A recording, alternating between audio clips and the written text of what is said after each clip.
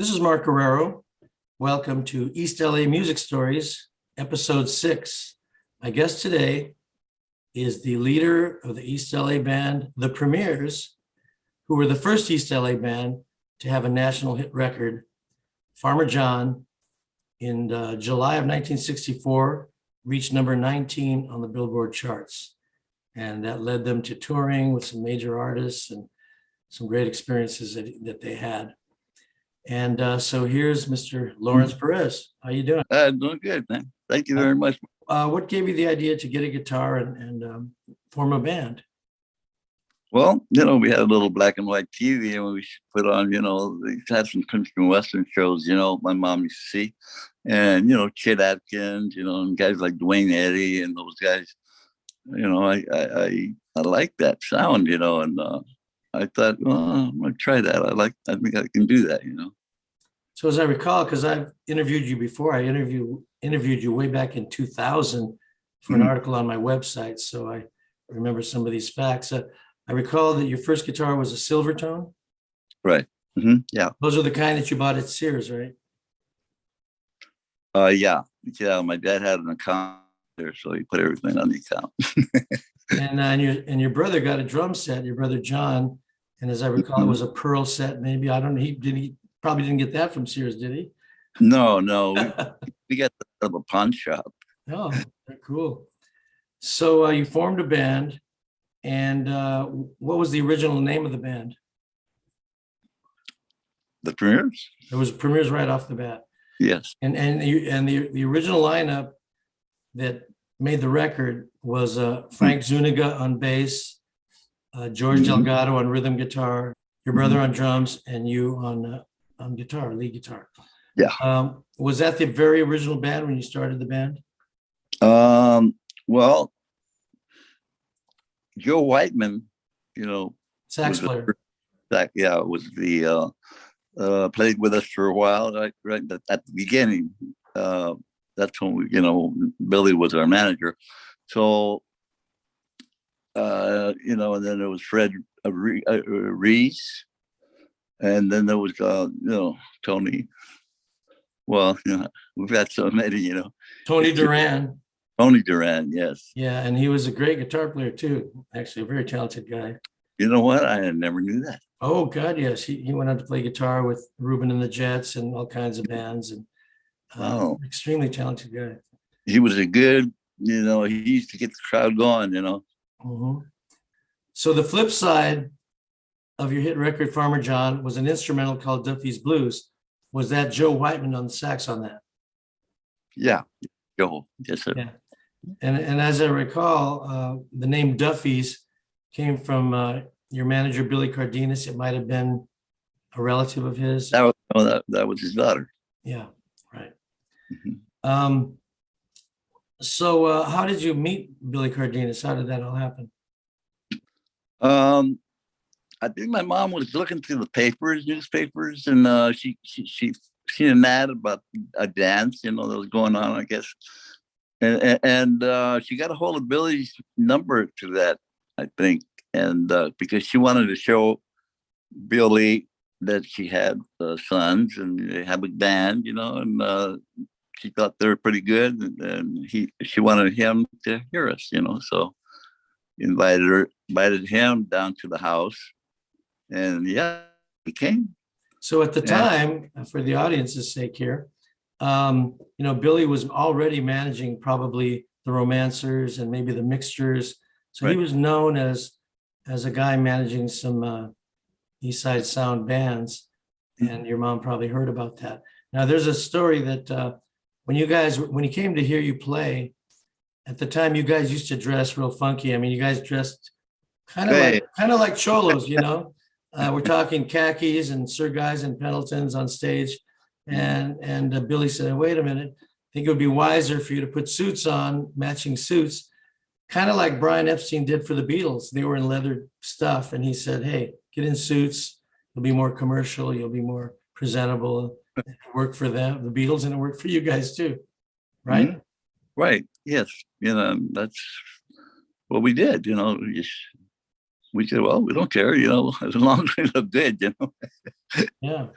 So then Eddie Davis came into the picture. Eddie Davis owned, I think it was 8 independent record labels, like Pharaoh, Rampart, Linda, all kinds of labels. And you guys finally recorded with Eddie Davis. Billy Cardenas still, I don't know what he was, a manager or producer. It's kind of vague what Eddie did, what Billy did, but Eddie did own the labels. And your single, Farmer John, came out on his Pharaoh label. Right. And from what I understand, didn't he bring the song to you? It was a Don and Dewey recording. They were an R&B group, and they recorded Farmer John. And Eddie brought it to you guys to record? Billy did, actually. Billy brought it to us, and we went to hear it. He had a 45 of it, and I didn't like it. I told him I don't like the speed. I don't like it's just, I don't know. You want us to record this? And I didn't like it. And the other guys, yeah, whatever, you want to, they're not turning anything down. But I just thought of right now that kind of stuff, speed and sound not happening. Well, then Billy told us, no, we want to do it like a Louis beat. Yes. We want to slow it down and do it like Louis, because that's what's happening right now. So we did. That's what we did. Louis was extremely popular in East LA, of course, across the country too. But I mean, East LA was like the record of that time. Oh yeah. But there's also another similarity. I always thought that the Farmer John groove was very much like the Romancers' Lost and Shuffle, right? Maxie Baez's song. Was there a little element of that too? That with Andy Testo also, as the lead guitar player. I kind of followed his licks, like this little sharp chicks, like sharp ones, and that's what we did, because that was his trademark. Yeah. And so I played it like that, and Billy liked it, so we, it worked out fine, it just all fit, Billy told me that that he came up with the kind of novelty thing in the song where it says chaka chaka chaka choo babu babu babu boo. That was Billy's idea. Yeah. It was. And what about the oh? That was his idea too. Was Billy too? Yeah. That's one thing about Billy. You got to give him credit. He was really good at putting in real commercial things into records. Ideas. Like the intro to the Blendell's La La La, that little speech, he came up with it. So he was good at those kind of the kind of ear candy and things that made things more commercial. He did that on our album, Farmer John Live. He introduced us. Well, here we are, ladies and gentlemen. He was looking for Pickle Harry. Yeah, whatever. Kosher Pickle Harry. He made up that story too, and everybody's trying to figure out what's he talking about. He would say to the crowd, "Has anybody seen Kosher Pickle Harry? If you do, tell him Herbert is looking for him." It meant nothing, but it was on the record. People would say, "What?"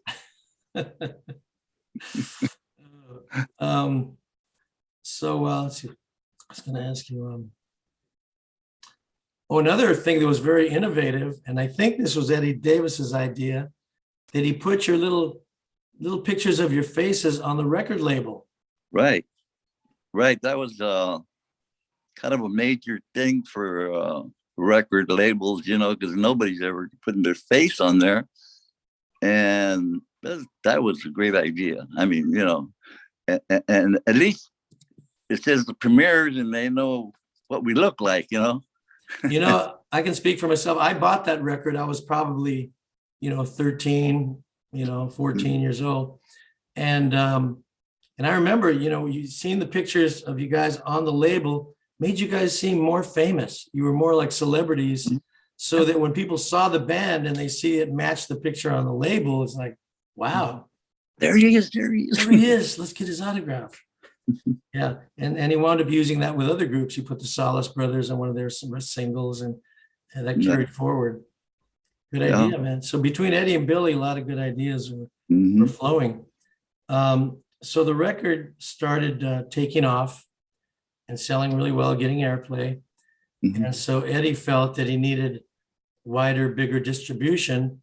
So he Mhm. made a deal with Warner Brothers, and then they put it out, and it went to the next level. And then they thought, we need an album. So you guys went in and did an album pretty quick, right? Real quick. I mean, Too we quick? were actually making them up right there as we were recording them, you know. A lot of I mean, instrumentals. and it was a desperate time right there, because when Warner Brothers tells you they need this right here at this time, you better get it. You know, you got to get it.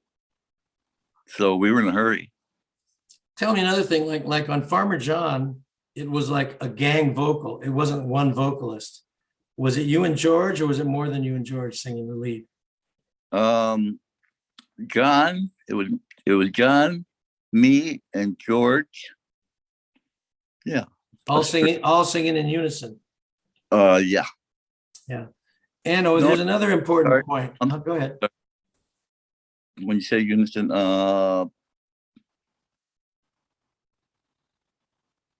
yeah. Well, John was the main voice that you would hear on, you know, when the song you hear it, you know, singing Farmer John. Okay, that was John's. They put John's voice ahead of, and then like me and George were like in the background, you know. But You you know can how still that? hear you, so it sounded like a gang Yeah, vocal, but you're saying John was the main vocal. yeah, yeah. The main tone, I guess you would Mhm. say, you know. Here's another important thing, and that is that on the label, it said, recorded live. Did it say live at the Rhythm Room? Yeah. Okay, but that wasn't really true, right? No. Yeah, No. it was actually recorded at Stereo Masters in Hollywood, where I recorded the Midnighters. A lot of Oh, East that's LA groups that were right. recorded at Stereo Masters. Yeah. And what Billy has told me in the past is that he got the idea for making it seem live from the Trini Lopez Live at PJ's album. Trini Lopez, another Mhm. Chicano, had a big hit record, Live at PJ's, and that really was recorded live at PJ's. Well, he Yeah. wanted that excitement, so he just brought in a bunch of girls into the studio, the Right. Chavel's Car Club, Mhm. and just had them scream and yell like it was a live thing. Yeah. And so he created the illusion that it was live, Mhm. even though it wasn't, but it still gave the excitement of a live performance, right? Yeah. Yeah. I thought it was, I thought it was a little loud to me. Girls screaming and stuff, you know. But The whole record just about. yeah, it made it happening more, you know. Yeah. So then you guys went on your first tour. And as I recall, weren't you still like seniors in high school when you had the hit? Yeah. I was a senior, and I was due to graduate pretty soon, but then the record came out, and then we had to go to, we went on that tour, so I had to get out. So I had to get out of school. So I did my 12th year over again after the tour was over, and I had to come back and I did it over again. My whole year there, last year. But I did it. I graduated. Good. Great. So there's another story that Billy Cardenas has told me, and see if you can verify this. Now, the first city that you went to on the first tour was St. Louis, Missouri. Right. And you guys were pretty nervous because you hadn't done a big time thing before like that. We never played. We never played in big, venues and that big, and all those people, and all the big stars on the bill. Yeah. And so Billy claimed that you guys didn't want to go out. You guys were really nervous and you were having a hard time going out on stage.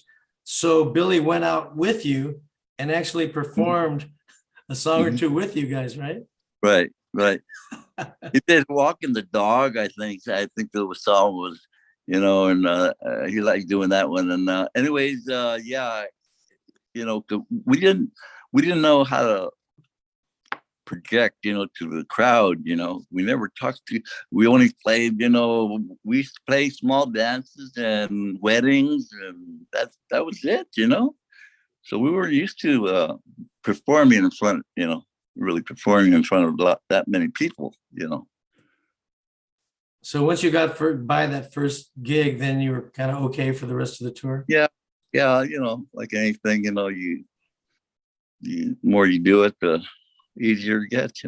So Well, that first tour was on was it the Dick Clark's Caravan of Stars? yeah, that's the first one, yeah.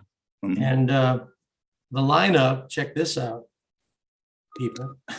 Diana Ross and the Supremes, Bobby Freeman. He had some of those Do the Swim records, right? Yeah. Major Lance. Did he do Monkey Time? Oh, yeah, Monkey Time. And Fabian. Mm-hmm. Yep. Gene Pitney, Brian Hyland, and the Crystals, Phil Spector group. So that was quite a lineup of big stars, and I don't blame you for being nervous that first day. So that was that first tour. And how did you guys, when you got back, how did you feel about it? We were glad to be home, naturally, because we're kind of burned out. We did, playing almost every night, some places, but yeah, it was a good feeling, to be with those people, and be in a different atmosphere, in other words, because we've never done this. And were you traveling on buses with all those people? Yeah. Mm-hmm. A little crowded, but it's, yeah. Was everybody pretty cool to your group?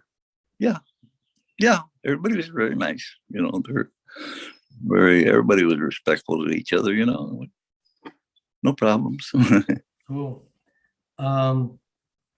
So the second tour you did was in the South, and you were on the bill in Alabama with the Rolling Stones, correct? Yeah, we opened up for them. How was that? So that was crazy. Those people were, a little bit of, their prejudice, but The people down in the South. yes, at that time, Yeah. restrooms were white and black, so, being Mexicans, we didn't know which one. Which way are we supposed to go? Yeah, Rabbit of the Headhunters has told that story too. Now I know you backed up the Headhunters a lot on tours. The Headhunters didn't have their hit till 65, like 6 months later or later. Were they with you on the tour when you were the Rolling Stones, or they weren't with you yet? No, after we got off that tour, that's when we met the Headhunters, got hooked up with us. Yeah. So also on that tour, the second tour, didn't you also play on the bill with the Kinks and the Zombies? Yeah. Yeah. That was another different experience, because that was mostly all English groups. That was an early British invasion. 64 was pretty early, and those were some of the best groups. And broke in the door. That's right. So that was the second tour. And the third tour, you were with the Dave Clark Five? Yeah, that was a very good tour. We played major cities and the Cow Palace, at the time, where they had concerts there, I don't know whether you still do now, but I think they probably torn it down by now. But the Beatles' last concert was at the Cow Palace in 1966. Yeah. Mm-hmm. The third tour is the one that was that the one the Headhunters were on, or was it after the third tour? That was after the third. Yeah. Okay.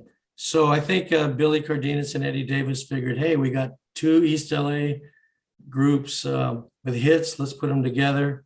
And you guys went on the road together, and you backed up the Headhunters, right? Yeah. Yeah. How did that go? You guys, I know you guys were happy because now you had friends with you, guys from the Oh, yeah. neighborhood, and it was very comfortable, all of you guys hanging out. Well, yeah, and then we were traveling in an old limousine, a Ford limousine. We used to call it the banana because it was it was orange, but it looked like a banana, being so long, So we all rode in that thing, and Eddie Davis was the driver, and yeah, he's the one that took us all over, and to save money. That's what we did. And so you guys, I know you really were, it was great for both of you. I remember talking to Yo-Yo about it, Yo-Yo Jaramillo, and he said that you guys really bonded really great, and it's great having each other. But you guys would get homesick, right? Well, sure, Well, I had a girlfriend at the time, my wife, and I kind of missed her, and I can't write to her because I don't know where I'm going to be, and and all this stuff. And anyways, but yeah, just the feeling of being in your own bed, and all that. Plus, you guys are pretty young to be out in the world like that. Those tours. Barely in high school and barely out of high school. Yeah, I was only 17, 18, and yeah. So what do you consider? What do you consider like your best memories or highlights from those tours? From the tours, probably just learning. To me, just learning different styles of bands that we play with. Like the English groups. And some of the soul or R&B artists. You hear the music. When you're backstage. To me, I think music sounds better when you're backstage than you do when you're in front of the stage. The sound, and it's especially when Major Lance plays. His backup band, has that little sound. And then this guy, the bass player, big old black guy, Francis. His name is Francis, and he was the bass player, and he just hit one note. Boom, and it would be like for 3 counts, boom, it would let it ring out, and that's what made the song, all those little things I was learning, music wise. That's to me, that's the most I got out of it, really. Great. Also, you guys backed up Chris Montez and Kathy Young a lot, right? Yeah, the Big Union, I believe it was. Yeah. Yes. Let's talk about that. So, when you guys were, had your hit, you also played the East LA circuit, the Montebello Ballroom, the Big Union, and all that. And my band, Mark and the Escorts, who was also managed by Billy Cardenas, we were on the bill with you a couple of times. Once at the West Coast East Side Review show at the Shrine Auditorium, when there were like 20 East LA bands. I mean, I don't know how many, but tons. It was a great show and experience. And then I played with you guys on the bill at the Montebello Ballroom. And I have the flyer here. It says Memory Dance at the Montebello Ballroom, Friday, July 2nd, 1965. The first 2 big bands from East Los Angeles who made 2 national hit records. Direct from the East Coast, the premieres, Farmer John, the Blendells, La La La La La, and Mark and the Escorts with their big new hit, Get Your Baby, a terrific record. And then down below, it says, it gives a plug to the Godfrey Show, which was a local radio show. Yeah, I remember. And then it announces their next dance, 4th of July, with Little Ray and the Progressions, Ronnie and the Casuals, and the Ambertones. Now I'm going to put this by the camera. I don't know if this will show up or be upside down or something, but yeah, I see it. Yeah, does it look backwards? Does it look right? No, it's right. Okay. Okay. So see, I was very proud to be on the bill with the 2 big hit bands of East LA, baby. It's a very cool memory. I don't know, man. It's quite a while ago, Yeah. And I was younger, and my band was like 2 years younger. We were like 10th graders, and you guys were like 12th graders, or it's about a 2 year difference. And we were like a new You band coming up. So it was pretty cool gig for us. Even like Mark and the Escorts, not Mark and the Escorts. I mean, the Casuals, Ronnie and the Casuals. Those guys were young, man, Yeah, they were young too. Yeah, and they were dressed nice and all the time, they looked sharp. And that's what made these guys, they were pretty good. Yeah, they had an African-American singer, Charles Lett, Mm-hmm. and they made that great record, I Want to Do the Jerk. Yeah. I know. Yeah. Oh, they were very, very strong. And Billy Cardenas also managed them. Yeah. So we did a lot of gigs with them too. So what about let's talk about Get Your Baby. That's a whole other topic, okay?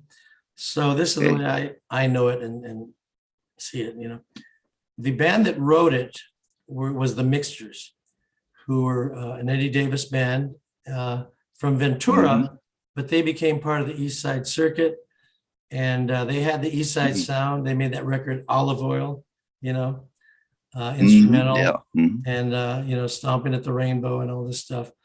And they were a great band, and they were called the Mixtures because they were multiracial. There were whites, blacks, Latinos in the band. A couple of the guys from that band, the last names were Thomas and Edwards, I believe, Randy Thomas. They wrote it, and but they never put it out for some reason. I think they might have gone in and recorded it, but it was never released. So the next band to record it was the Blendells. I guess Billy Cardenas or Eddie told the Blendells, hey, you should record this. So they did it on the B side of their hit, La La La La La, which was a cool cover of a Stevie Wonder song that they also turned into a East Side Sound groove, really great record. And so they recorded it, and I loved it, their version, because Rudy Valona, their lead guitar player, played a great lead on it. And I went to high school with Rudy and Tommy Esparza of the Blendells. So I got to know Rudy, and I was, again, 2 years younger. I was 10th grade. He was 12th grade. I'd go to his house. He'd show me some licks. And, there really was an East LA style of guitar playing. Andy Tesso had it, Rudy Valona, you had it, I had it, So the Blendells released Get Your Baby first. And like I said, I really dug their version because I liked the way Rudy played it. Yeah. And then we were third, I believe. Billy Cardenas, as you know as well as I do, Billy would just sort of say, record this, you know what I mean? Yeah. So he was our manager, and he said, hey, record Get Your Baby. And like I said, the Blendells had already put it out as their B-side.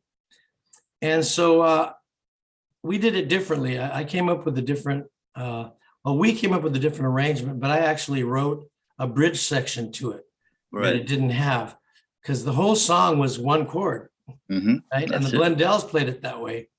There was one point where we went into an A minor, really cool. I like that, but it was all in A, with no other changes in it. And so I thought it'd be nice to have a different section. So I came up with that do do do do do do, up to D, back down to A, to B minor, to E, dun, dun, dun, dun, dun, dun, dun, dun, dun, back to the groove. So that gave a different, refreshing thing. Of course, I didn't get any songwriting credit for it in those days. We didn't even think about that. But anyway, so we did it, and it did pretty well. And it's been on many compilation albums over the years. And 50 years after we did it, it came out in a major movie called Logan Lucky. Really? I didn't know that. Yeah, with Katie Holmes and Channing Tatum and Adam Driver and Daniel Craig. And they played the whole record in the movie. About an hour in, they played the whole record. So it was amazing to go to a theater and hear something we recorded 50 years before. Yeah. And so we did it. And we also had to make it seem like a live record. It really wasn't quite like you guys making it sound totally like a live record. Billy just said, why don't you guys get around a mic after you record the song and just yell a bunch of stuff. So after we recorded it, we all got around a mic and just to the record, just started yelling, "Hey, baby, what's going on? Yeah, twine time," and Yeah. just say stuff to make it more exciting and scream and yell. And that did make it more exciting. And in watching the movie 50 years later, I could hear each member, oh, I knew who was screaming that and saying that word and just yelling out crazy stuff. So I think that added to the excitement of our record too. And like I said, it lives on till this day. And I was so happy it wound up in the movie all those years later. So that was our version. And then you guys recorded it. Yeah. Did Billy tell you to record it too, or how'd that happen? Right. Yeah. Well, no, we were playing it, normally on our, gigs and stuff, so, in fact, we always opened up with that song, most of the time. And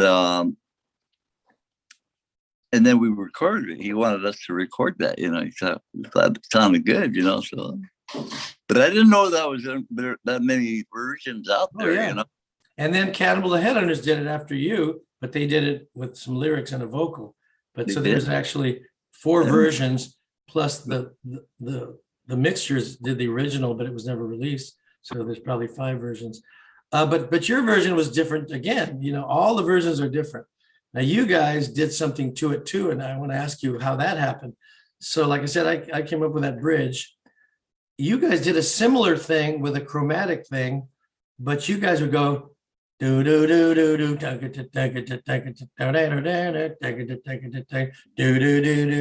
do do, and you did all kinds of chromatic stuff in there, right? Yeah. Yeah. Was that your idea?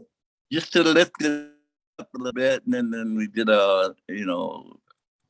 going down the scale, and then the break, that break of the we kind of accented that, so I was a little bit more, a little add to it, Yeah, so you kind of did just the idea of adding something different to it because it was just one chord. Right. Yeah, it was a cool version also.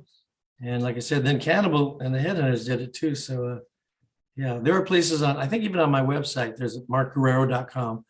There's a place where you can hear all 4 versions, or at least 3 of ours. There are 3 instrumental versions. Yeah. Okay, that's the Get Your Baby saga. This is interesting. The early East Side sound was that sort of 64, 65, had a similar style and sound.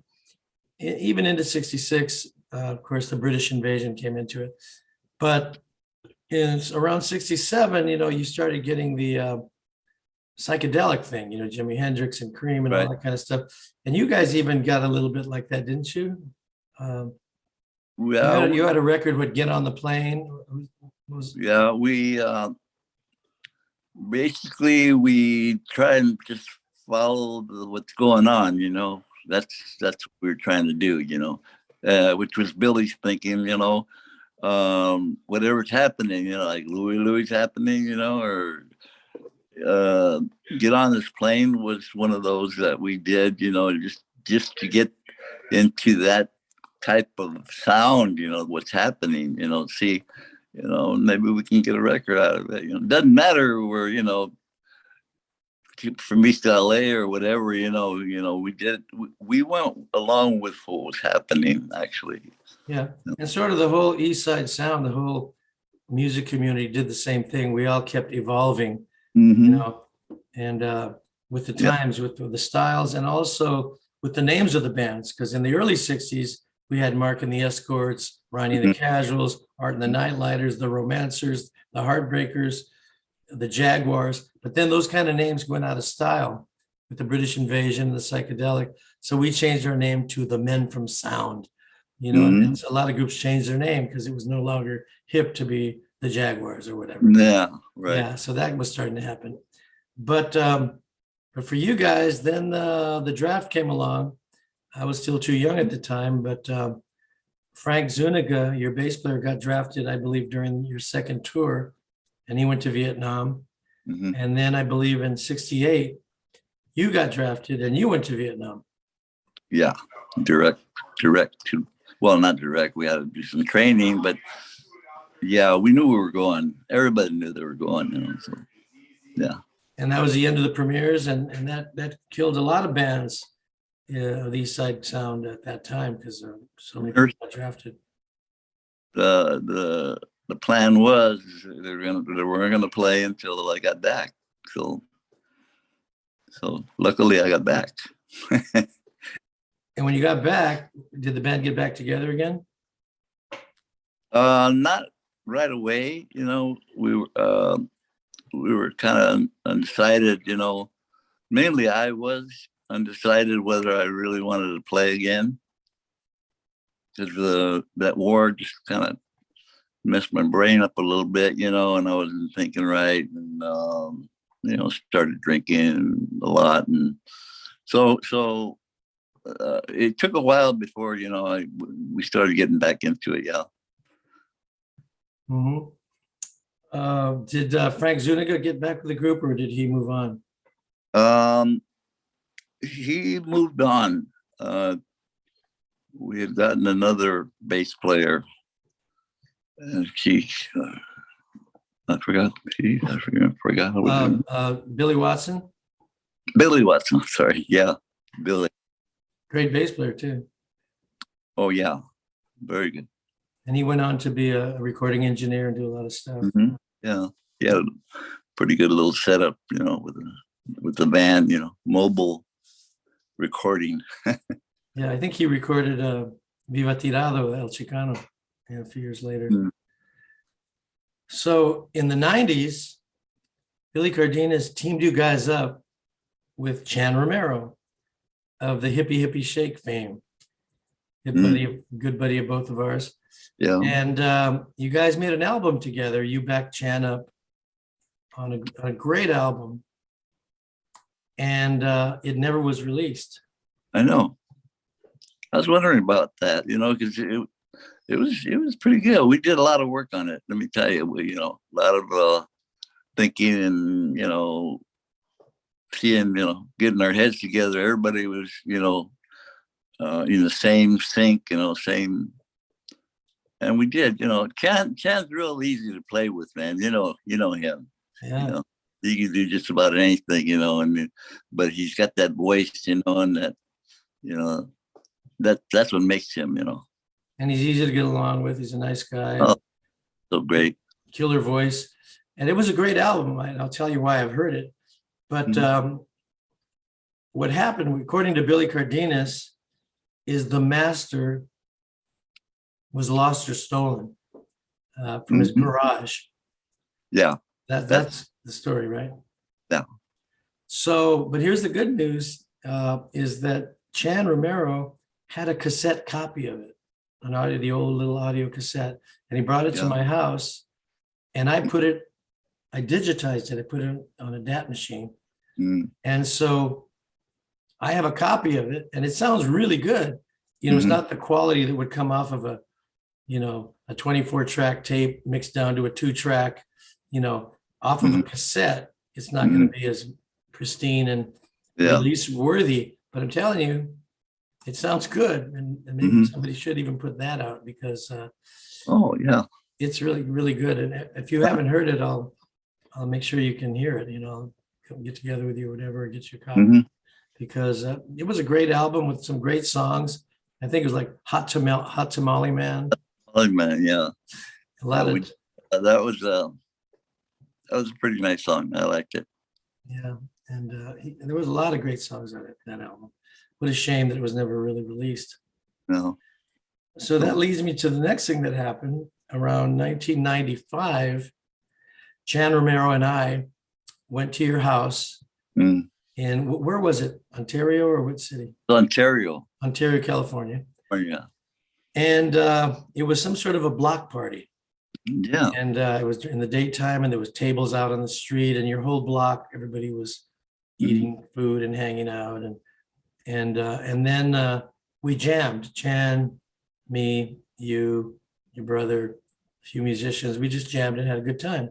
Yeah. So that was what happened in 95. But then 3 years later, in 98, and the reason I know the dates is because I think it's on my article I wrote back in 2000. In 98, Shannon and I went to your house, and man, talk about an historic, memorable day.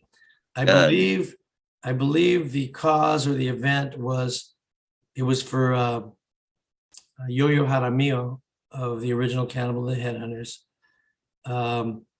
You know, he was very gravely ill, yes, and he was, yeah, and he yes, passed a few years later. yeah.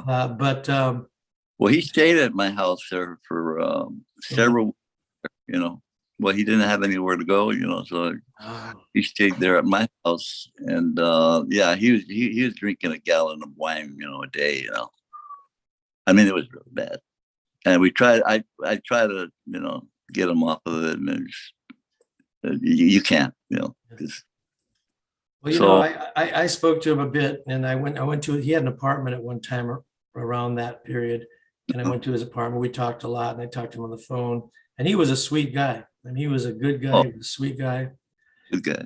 And I remember one thing that was very memorable to me was I was also in touch with your guitar player, George Delgado, Hmm. and somehow we had a three-way conversation on the phone back in the landline days. And we had a three-way conversation, and George and Yo-Yo hadn't spoken together for decades. This was, I guess this was before the 98 get together. And it was like, I was the third guy on the line. And once they started talking, I shut up. Mm. But I could hear them just saying, "Oh, Georgie, man, I miss you." And oh, they hadn't talked probably since the 60s or something. And Yeah. you could tell they really liked each other and they really missed each other. And it was like, wow, it was like, it was really, felt great to get them together, you know. Yeah. But I think they did see each And, other the next year or so when we and did that other event. and I'm sorry. And George was a real quiet guy. George is quiet, you know, unless you really get him. And Joe, you know, Yo-Yo would get him laughing like crazy, you know. And it's good to hear George, you know, let it out, you know, 'cause, you know, he's pretty quiet guy. But anyways, or serious, I should say. And he's the only one. Yo-Yo was the only one that really get him laughing, you know. And it's funny. That's great. That was a great moment. So getting back to that 98 get together, here's the people that were there. All four original premieres, including Frank Zuniga, were there. Mhm. The three surviving original Headhunters, Robert Rabbit Jaramillo, Joe Yo-Yo Jaramillo, Richard Scar Lopez, all three of them were there. And then I think the drummer from the Jaguars, Sansoni, or something. Adrian was Adrian, yeah. Maybe. And my drummer from the 60s, Ernie Hernandez, came down and videotaped it. I got some videotape on that. You have video? Yes, I got to show you that too. I got to, hopefully it's, I don't have nothing. well, it's time you checked it out. I mean, I had snapshots, you know, that's about it. Yeah, I got some snapshots, but there's some video. I'm not sure if it's already digitized on my hard drive, but I got to get that done. And then it was great. I mean, the original Headhunters did Land of a Thousand Dances right there in the living room. Right in the They did the living rowboat across the floor. The original premieres played Farmer John. It was an incredible historic night, you know, Yeah. day and night. And then I was thrilled that I got to jam with Rudy Valona and Andy Tesso of the Romancers. He was there too.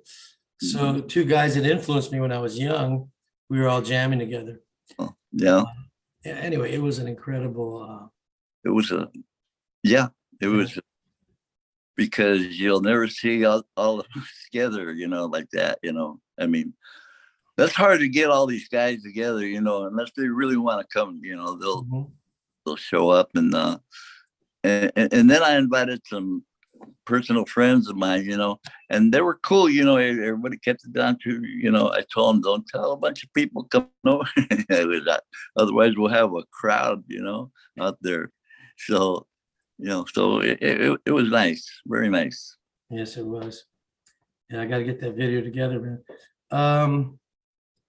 And then in 2001, Chan Romero and I organized a benefit for our old manager, Billy Cardenas, who was suffering some serious health issues and needed some little financial help with his medical bills.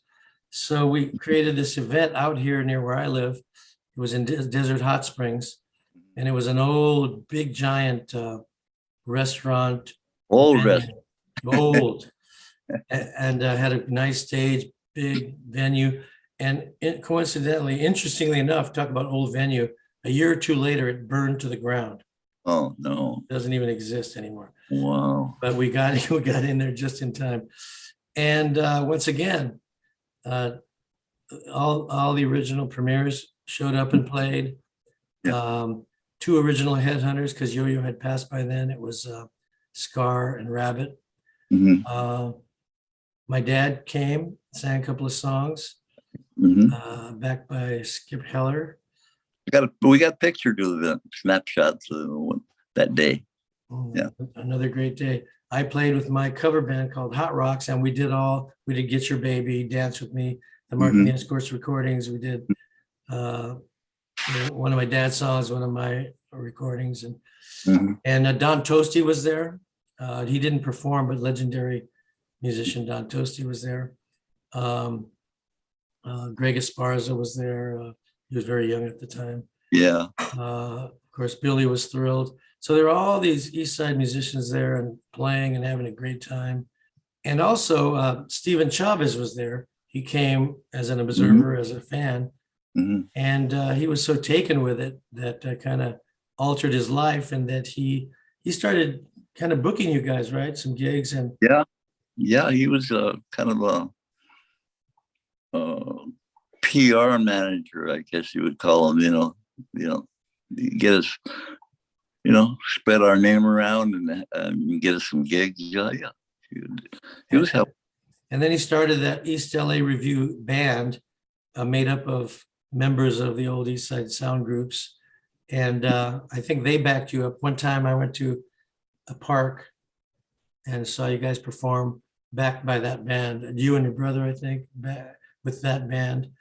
And then I did a show with them at March Air Force Base, where I was backed by that band.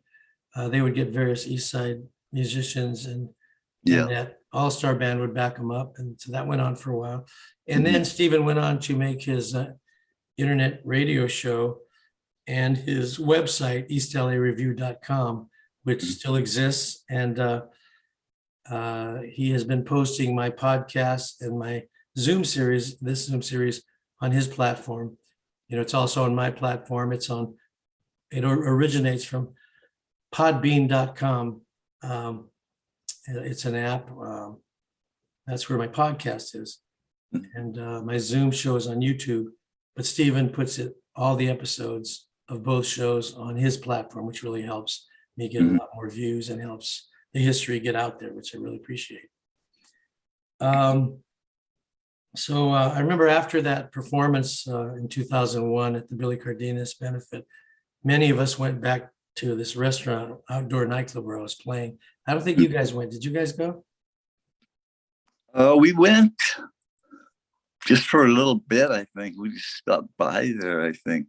So we wanted to head on home. I remember seeing you play. Yeah. You must have been there for a while. But my band was playing, and then a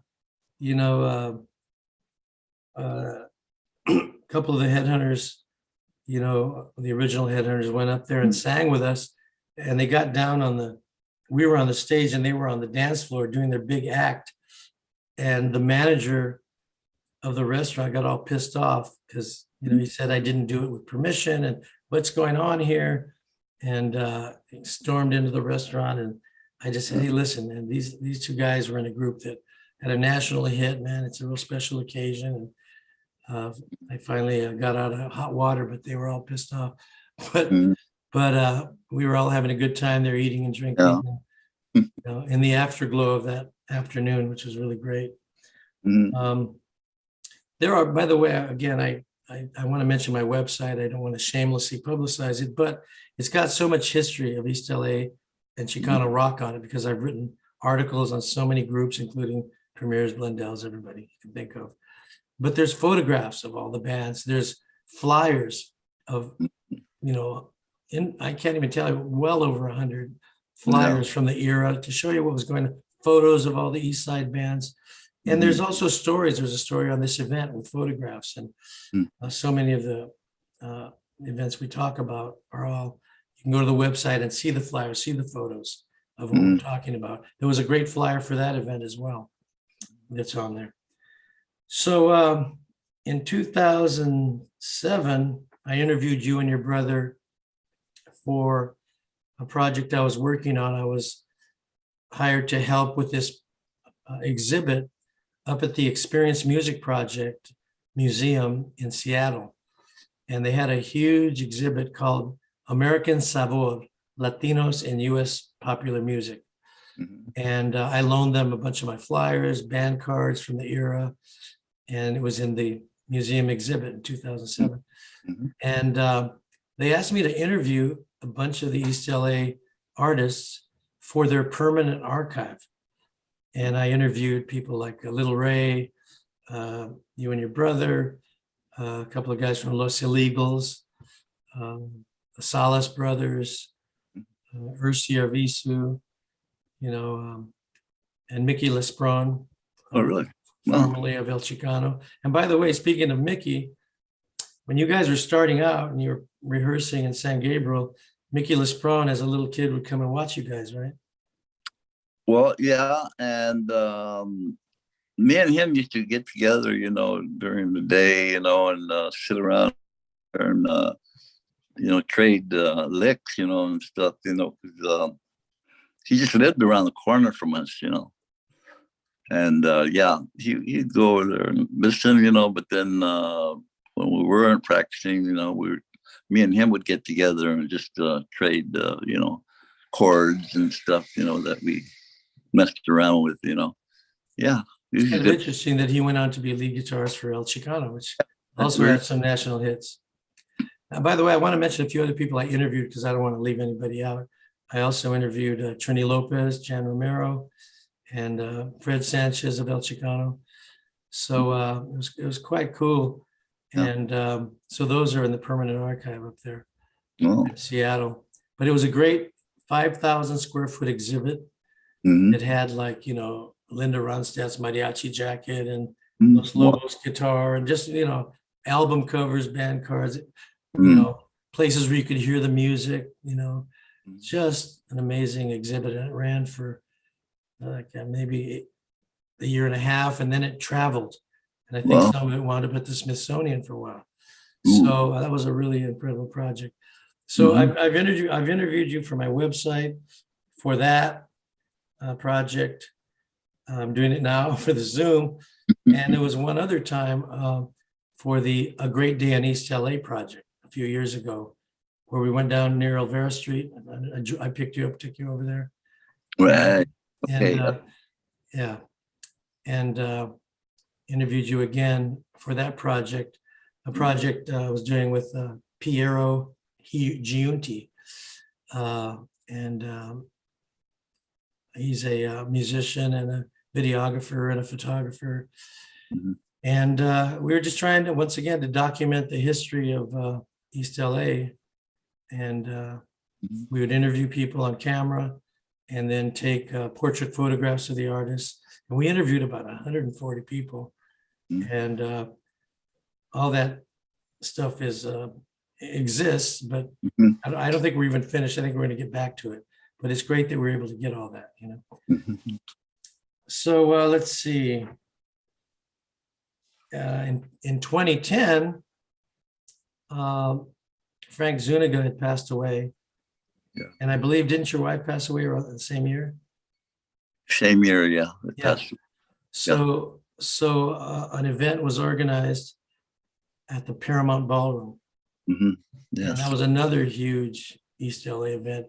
It was sort of... Pretty much everybody was there, band. Yeah. So many bands performed. There were guys there from the Midnighters, from, the Romancers.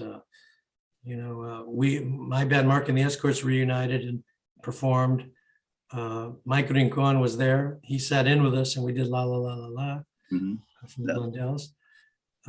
Can't even remember all the people that were there, but it was Heartbreak. quite a reunion, huh? Heartbreakers. Heartbreakers over there, and the Chavez brothers, Max, romancers. There was, and a lot of friends. Place was packed. Place was packed. Yeah. It was a tremendous event. And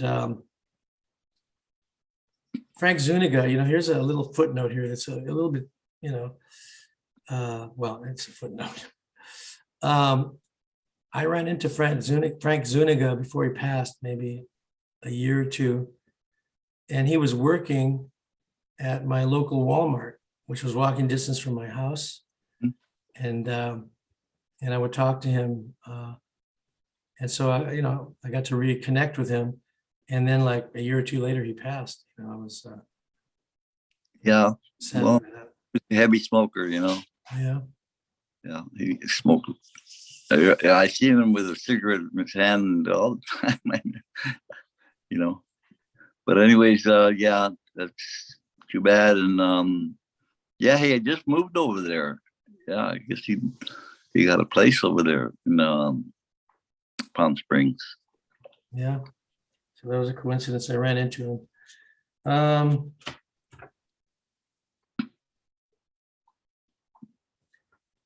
And then a few years ago, I got a call or an email saying, hey, can you get us the Midnighters and the premieres for this show that they were doing at a theater in downtown LA? And I forgot what the name of the studio was.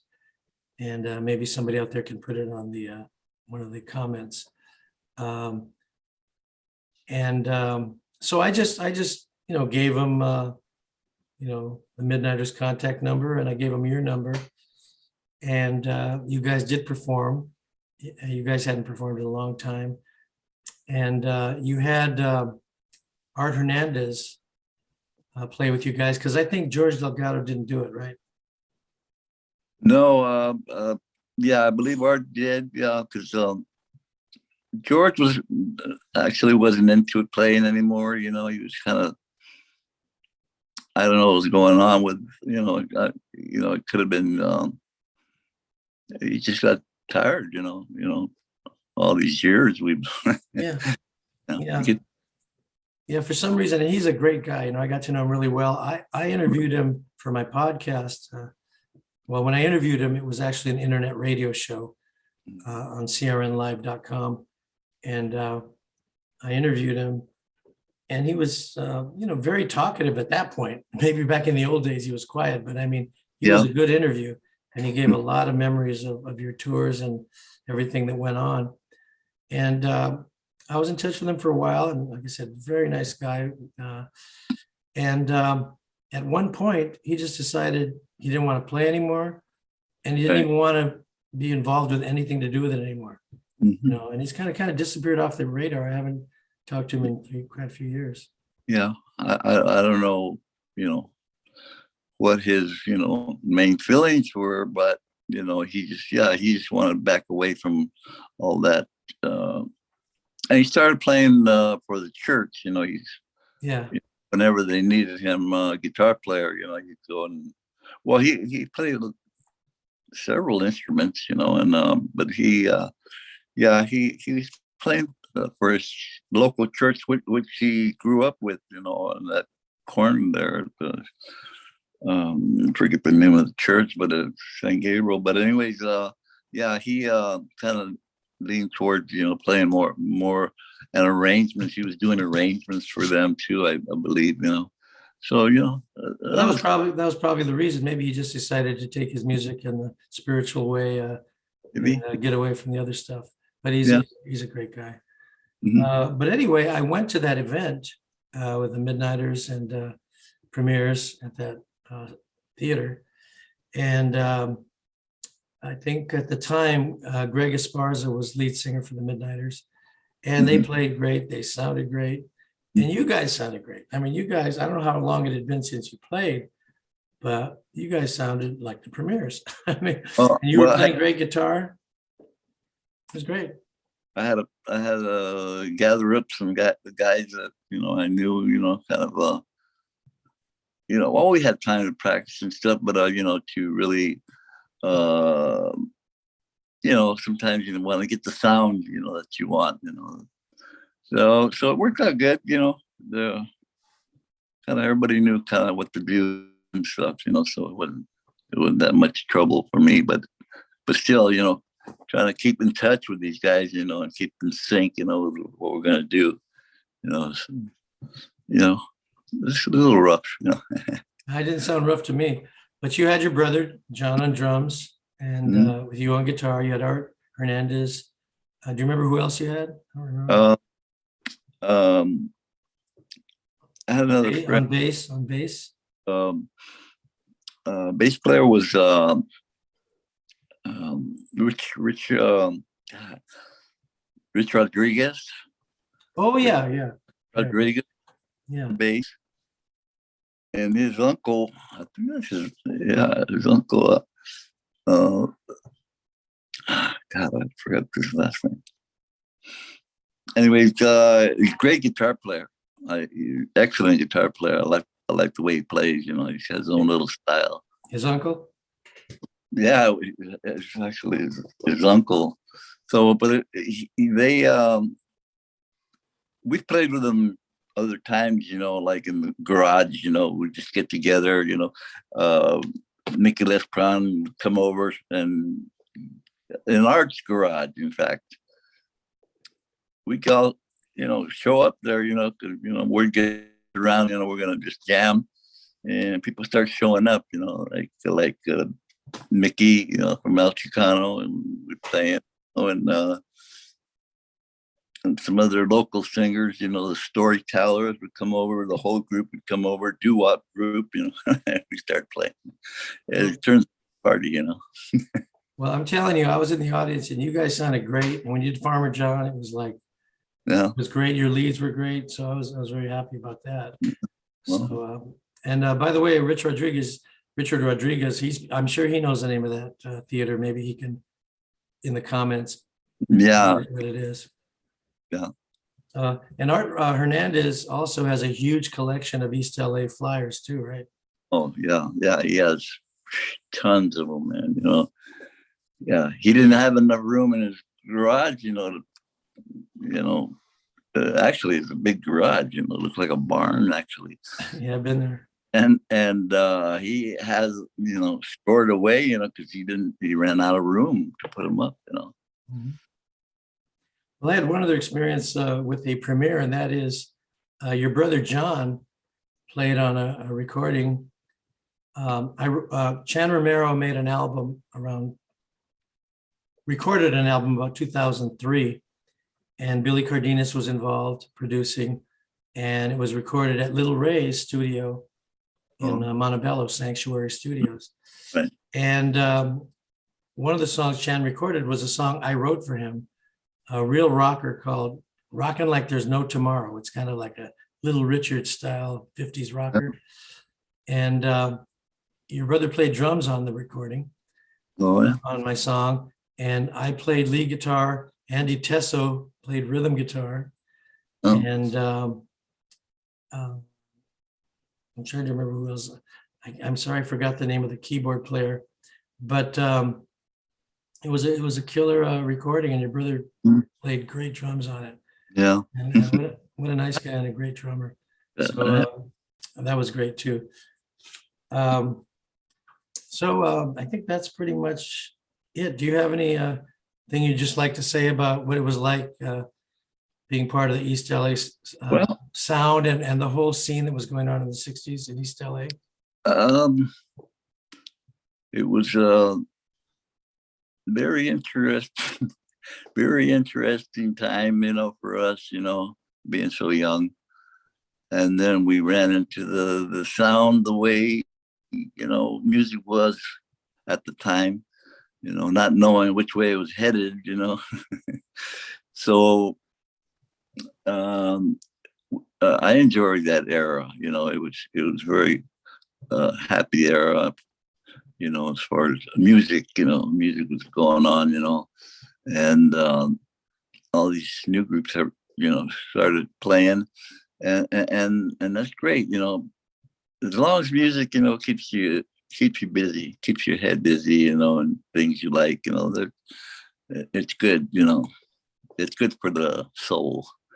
So anyway, it was a good ride. In other words, like getting on the bus and riding along with it.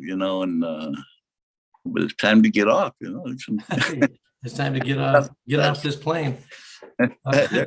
But yes, like you said, we were all influenced by what we heard on the radio, but we were also influenced by each other, like we were saying, the guitar styles in East LA and the way the instruments that were being used. It was a scene that was unique to itself. Mm-hmm.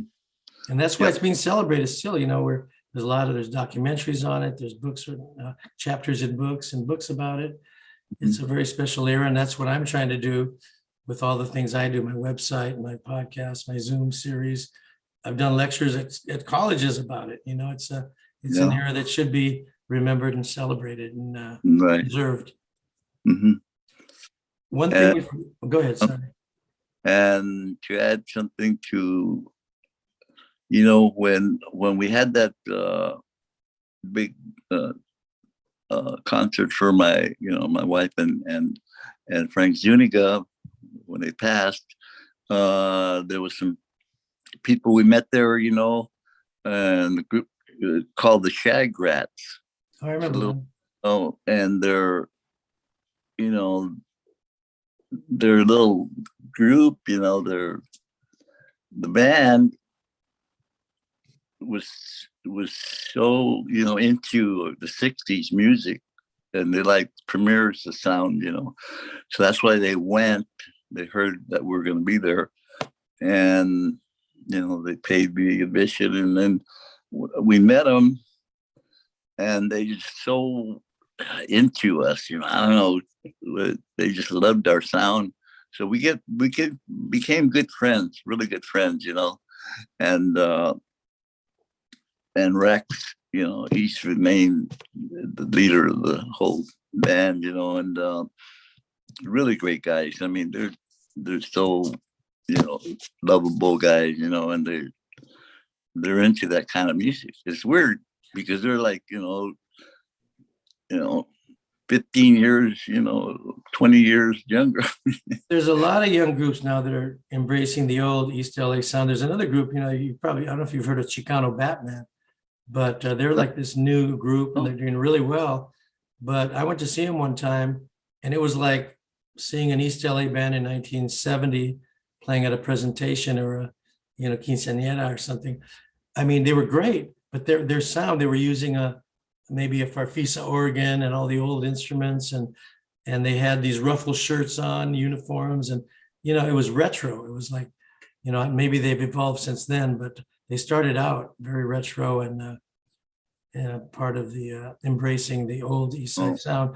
Another group I just remembered that played at that theater that day with you and the Midnighters was a young group called The Commons. Do you remember them? I think they opened, but they were another young group, and they were really lively, jumping around the stage and stuff. Yeah, they had a strange sound to their band, different, very different. Yeah, it's hard to describe, but it was kind of a mixture of a little bit of everything, it's kind of hard to pin down. Right. Yeah, but I just remember they were there too, a young band amongst the two veteran bands. I remember the first Mark and the Escorts reunion we did was in Van Nuys in 2009, I believe. And it was Mark and the Escorts and the Ambertones got back together again. And all the other bands were young bands in their 20s. Yeah. And, there was one band, female band called the Tough Titties. and all these punky bands and these young bands, and we were the two old Chicano bands with like Yeah. 8, radical young bands, and we kicked ass. Both No, bands kicked ass, and the people loved us. And one of our wives or girlfriends was in the restroom, and they heard these young girls saying, "I want to hear those old guys." They were all in. I want to hear those old bands. That's gonna be interesting. So we were the old viejos, but we kicked butt. It was great. hey, Yeah. Hey. Um, One thing I forgot to talk about, we have to talk about it, is the premieres also backed up the Great Little Ray on record and some live performances, right? did. Yeah, on that album, we did that album at the Civic Auditorium, Was that the Santa Monica Civic? Santa Monica Civic. Yeah, they put that song on that album, and that was a pretty good little album, So in other words, they put the live recordings on the album? Yes, That Shake, Shout, and Soul. live. That was real live, yeah. And yeah, we kicked some butt on that one too. They were like they thought we were gonna play some oldies or something. Yeah, well, again, let me set the stage on that one. Little Ray told me that when you guys played, that it was an all white audience, pretty much. Oh, they're all Santa blonde. Monica at the time, and you guys were the only band of color there. And Yeah. Ray claimed that it was like the people were bordering on not nice before you guys started. When they saw you, like, well, what the hell are these guys doing here? What's this? Yeah. Mhm. And once Little Ray started kicking ass as he can, and you guys, suddenly they got into it because they couldn't Yeah. couldn't Oh, yeah. deny it. I mean, Little Ray is one of the greats. Mhm. Yeah. Yeah. It sounded very full, and strong and powerful, and that's what you want. When you come out, you want to blast them. That's right. And that show happened. I'm trying to. What year do you think that was? It was late '60s. Yeah, late. Maybe Wait. before you went in the army, or was it after? That was before, I believe. Yeah, so it must have been like '67. Yeah. Yeah. Yeah, it was before. Yeah. So man, so you guys, not only did you have your own thing and your own records, but you had a history of backing up Little Ray, Cannibal, the Headhunters, Chan Romero. So you did a lot of stuff. And also speaking about the beach there, you remember a place called the Cheetah? Absolutely. And we opened up there for Vanilla Fudge. Oh, wow. Tell me about it, man. I saw the Vanilla Fudge at the Fillmore East in 1968 when I went to visit my brother in New York. Yeah. And they were amazing. Were they amazing over there too? I mean, great drummer, great bass player, the lead singer playing Hammond organ. Incredible. The drummer, Benny Appice. Yeah. And Tim Bogert was the bass player. And one thing about the drummer is when we played with him at Cheetah, we were at went to go get a soda or something, we were sitting down and they were setting up, and we heard this big pow, a big shotgun, like a dynamite, went off, and that was his bass drum. He had a bass drum, oversized bass, not a regular size bass drum. I don't know what size it was, but when he hit it, man, it was like a cannon. But you know what? When they played together, God, it's so powerful, Yeah. No. And speaking of the Cheetah, I went there once and I saw the Young Rascals in their prime. We're talking about 66, and they were absolutely amazing. It was a great venue. Yeah. I didn't know you guys had played them. They remind me a lot about that, just having three guys, all you need, to really kick some butt, like the Grand Funk Railroad. Oh God, I love those guys, man. Yeah, yeah. Cream, another great Cream. three-piece. The James Gang with Joe Walsh, Jimi Hendrix Experience, bass, Yeah. drums, and guitar. That's it. Mm. Tough to do, but it can be done if you're a great enough guitar player and singer. Right. Mm. Yeah, fantastic. So the premieres have been on quite a few compilation albums over the years. There was a 4-disc CD set that came out on Varice Saraband, I believe in the 90s, and you guys were on that. And then they released another CD called Rockin' the Barrio, and on the cover is a picture of Rainbow Gardens. Yeah.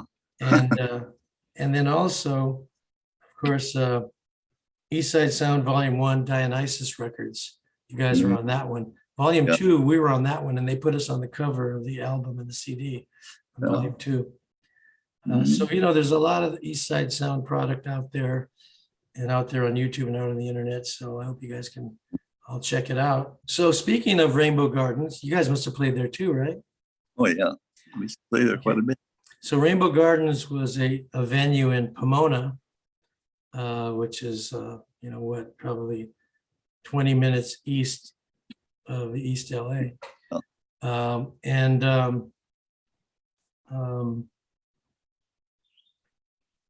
It originated as a big band venue, like in the 40s, like Harry James Band would come and these various, big bands would play there. And then it turned into a Latino venue where Tito Puente and, all the New York, salsa bands. That was before the term salsa was invented, I think. But, those tropical bands, Puerto Rican bands and stuff from New York would come and play there.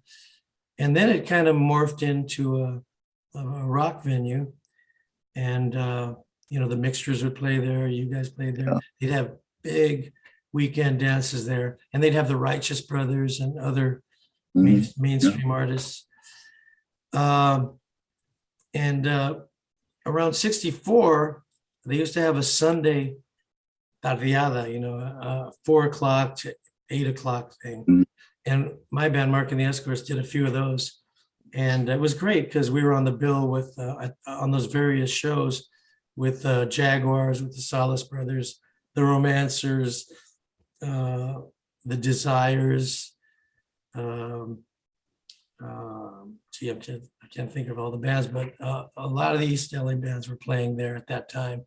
So on Sundays we play there, and that was another great venue. But like I said, the weekend thing in the early 60s, it was a wild, venue, big time. There was something happening every weekend. At that era, there was always dances, always. There was someplace to go, Yeah, well, that was a great venue. Did you guys ever play the El Monte Legion Stadium? Yeah, a couple of times, yeah. And now I never went there, nor did I play there. And what was it like? Big, lots of people? Big, it was, sound was not the greatest, because it was so big and everything was wood, you got the wood floors, it's an old stadium, it's we used to play basketball there, but it was a shame they tore it down, that was that's history right there, Rainbow Gardens was also torn down. But I was going to say, I heard that it was a very, which was cool about it, it was a very multiracial kind of an audience. That you get, Black people coming in from South Central, you'd have white people, you'd have Chicanos all grooving to the doo-wop and the East Side Sound, and the R&B. Yeah, it was a mixture of a little bit of everything, and afterwards, there would be a little bit of tension, outside, they'd have some fights, but they'd break it up, no guns or anything, just everybody just, fist fighting, but it was a very nice historical place to play, it was nice. Yeah, speaking of echo and bad sounds of the Big Union, right? Huge venue. Yeah, I couldn't hear myself, you can't Very hear. echoey. Yeah. By the way, back then we didn't have monitors, right? No. There was no such thing as monitors. So it was very tricky playing anyway, but especially big venues like that. Yeah. Even the Beatles didn't have monitors in their whole live performance career. Wow. Jeez. Yeah. Wow. Who thought of it back then? But Yeah. anyway, anything else you'd like to say? Because I think that's all I had. Well, like I say, just luckily, we're still around and we're still giving people these memories, that they things that they didn't know, so we're just spreading around the knowledge, of we all went through, and I hope they like it, Yeah, they're into it, man. Like I said, I've done 5 episodes before this one, and people are really into hearing these stories. It's catching on. I think it's important that we have these stories preserved. Thanks, Lawrence, for doing the show, man. Well, you're very welcome, and thank you. Okay, man. I'll see you soon, and I'll play those songs for you. The Premier's album with Chan, Okay. and maybe those videos from that other event. Yeah, I'll do that. Yeah, well, take care of yourself, man, and stay safe. Okay, you. Bye-bye. Bye-bye.